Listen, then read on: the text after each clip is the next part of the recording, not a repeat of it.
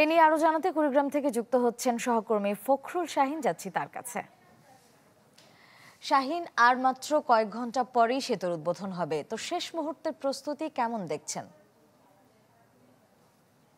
আপনার প্রিয় কাপড়ের যত্নে এলো এনজাইম সমৃদ্ধ Arik silver wash detergent powder 500 গ্রাম মাত্র 70 টাকা। প্রিমার্ক।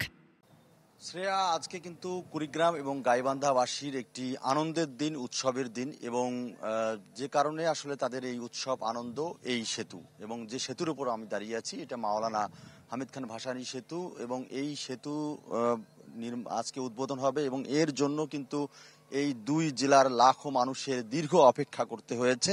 এবং আমরা যে তথ্য পেয়েছি সেটি হচ্ছে 2014 সালে কিন্তু এটির উদ্বোধন হয়।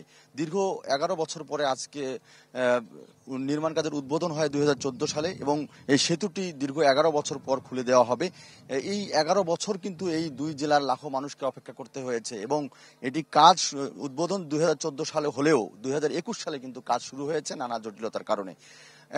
যাই হোক, মানে আমরা কিন্তু কুড়িগ্রাম এবং গাইবান্ধার দুই জেলার মানুষের সঙ্গে কথা বলেছি, এখানে যে তিস্তা তীরবর্তী যে মানুষ আছে তাদের সঙ্গে কথা বলেছি, সবার সঙ্গে কথা বলেছি। তারা আসলে খুবই খুশি, কারণ বিশেষ করে কুড়িগ্রাম বাসী যারা আছেন তাদের আসলে ঢাকা যেতে যে দূরত্ব কমে যাচ্ছে, প্রায় 150 কিলোমিটার দূরত্ব, এটি কিন্তু বড় আনন্দের বিষয় তাদের জন্য, কারণ এই কারণে কিন্তু তারা দ্রুত গতিতে ঢাকা যেতে পারবেন, এবং তাদের যে যাতায়াত সুবিধা এটি কিন্তু অনেক গুণে বেড়ে গেল। এবং আর্থসামাজিক যে উন্নয়ন, বিশেষ করে আপনি জানেন যে কুড়িগ্রাম কিন্তু একটি শস্য উৎপাদনের একটি জেলা, সেখানে কিন্তু শস্য ভাণ্ডার বলা হয়, এবং সেই শস্যগুলো কিন্তু এর আগে এই সেতু না থাকার কারণে, যাতায়াত অসুবিধার কারণে, দীর্ঘ পথের কারণে তারা কিন্তু বিভিন্ন জায়গায় দিতে তাদের ব্যাহত হতে হতো, কিন্তু এই সেতু হওয়ার পরে কিন্তু এই সুবিধাটা তারা পাবেন।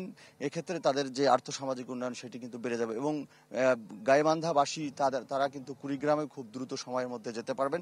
এবং আজকে যে আমরা এই সেতুর এখানে এসেছি, এখানে কিন্তু সাজ সাজ রব আমরা দেখছি, সেতুর দুই পাশে কিন্তু উৎসুক জনতার ভিড়, তিস্তা তীরবর্তী মানুষের ভিড় কিন্তু লক্ষ্য করা যাচ্ছে, এবং কয়েকদিন ধরেই কিন্তু এই উৎসবের আমেজ বিরাজ করছে। এবং আজকে 12টার দিকে কিন্তু আসিফ মাহমুদ সজীব ভুইয়া তার এসে এখানে উদ্বোধন করার কথা, তারপরে কিন্তু এই সেতুটি খুলে দেওয়া হবে, এবং এখানে কিন্তু মনোরম একটি পরিবেশ সৃষ্টি হয়েছে।